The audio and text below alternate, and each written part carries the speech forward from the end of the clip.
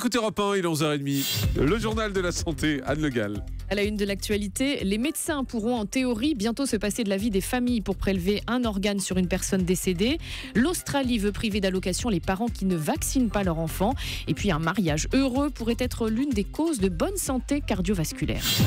Et pour commencer, petit retour sur le succès du marathon de Paris d'hier. C'est un record battu en nombre de participants. 41 300 coureurs y ont participé. Loin derrière le Kenyan McCorir, le vainqueur qui a bouclé l'épreuve en 2 h 5 minutes et 48 secondes. Des milliers de marathoniens anonymes étaient fiers à juste titre d'avoir pu boucler cette épreuve, qui est un vrai défi physique pour l'organisme. Écoutez le reportage d'Aurélien Fleureau sur la ligne d'arrivée. Une fois la ligne d'arrivée enfin franchie, il reste 2 objectifs. Récupérer son maillot de finisher qui vous fait entrer dans la famille des marathoniens. Et puis la médaille pour immortaliser l'exploit. C'est ce qu'a fait Jean-Pierre, 66 ans, l'accent chantant de Martigues. Il avait déjà bouclé plusieurs fois les 42 km 195. Mais ici, à Paris, c'est une première. Et il s'en souviendra. Les montées et les descentes, là, c'est fatigant. Deuxième partie fatigante. Surtout que j'ai 66 ans quand même. J'ai commencé à courir très tard, à 58 ans, je me suis mis à courir. Alors, il me reste à faire New York pour mes 70 ans. Et puis il y a ceux qui avaient la boule au ventre. Ce matin, allaient-ils terminer leur tout premier marathon ? Mission accomplie en 3 h 40 pour Lily, qui a même couru plus vite que son objectif. Elle n'en revient pas d'avoir été autant soutenue tout au long du parcours. Il faut vraiment remercier tous les bénévoles parce que c'est vrai qu'ils vous donnent les bouteilles d'eau, ils vous encouragent. Enfin, les petits moments où il y a un coup de mou, c'est vrai qu'ils sont là. Et puis le public était génial. Il y en avait tout le long du parcours. C'était blindé, il y avait des gens partout. En fait, j'ai juste envie de recommencer finalement. Comme Lily, ces accros ont pratiquement tous déjà envie de recommencer. Mais avant cela, leur priorité, c'est de s'accorder un bon repas bien calorique après plusieurs semaines de privation. Et c'est la combinaison frites côte de bœuf qui, juste après la course, faisait briller leurs yeux.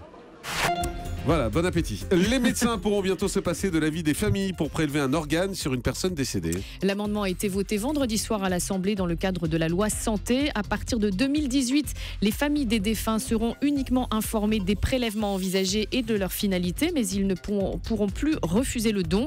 Écoutez Jean-Louis Touraine, qui est l'un des élus à l'origine de cette proposition. Dans le passé, nous avons eu malheureusement des cas où des personnes très désireuses de donner leurs organes ne l'avaient pas assez exprimé auprès de leurs proches. Si bien que lors de leur décès, quand on interrogeait la famille, les membres de la famille hésitaient. Et puis une des 5 ou 6 personnes approchées disait « moi je ne crois pas qu'il était volontaire ». Et alors le prélèvement n'était pas fait. 2-3 jours plus tard, les autres membres de la famille venaient et nous montraient que dans ces papiers, ils avaient trouvé une carte de donneur, une volonté clairement exprimée de donner ses organes. Malheureusement, le vœu n'avait pas été respecté. Et donc, moi je ne voudrais pas que ma femme, mes enfants, mes frères, quiconque d'autre, puisse trahir ma volonté sur le don d'organes. Des propos recueillis par Sandrine Prioul. Cette proposition reste très controversée. Plus de 250 médecins et infirmiers de coordination ont fait connaître leur mécontentement. Sur le terrain, ils font savoir qu'ils ne pourront pas aller contre la volonté des familles. Les questionnaires sur le don de sang devraient bientôt être modifiés. Oui, déclaration de la ministre de la Santé Marisol Touraine hier sur France 3. Il s'agit de permettre aux homosexuels de donner leur sang tout en garantissant la sécurité des receveurs. L'interdiction du don de sang pour les couples gays était entrée en vigueur en 83 en raison d'un risque accru de contamination par le VIH. Elle est depuis dénoncée comme étant discriminatoire. L'Australie veut priver d'allocation les parents qui ne vaccinent pas leurs enfants. Oui, pas de piqûre, pas d'argent, a lancé le Premier ministre australien devant les journalistes hier. Il y a aujourd'hui en Australie de plus en plus d'enfants de moins de 7 ans qui ne sont pas vaccinés, plus 24 000 en 10 ans. Le Premier ministre rappelle que le choix de ne pas immuniser ses enfants n'a aucun fondement scientifique. En Australie, les parents anti-vaccins pourraient perdre jusqu'à 10 800 € d'allocation par an et par enfant. Si cette mesure est votée par le Parlement, elle devrait entrer en vigueur en 2016.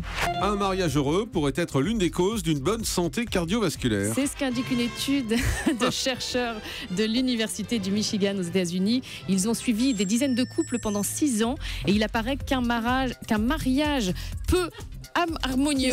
Ça vous trouve. Je vais appeler l'orthophoniste.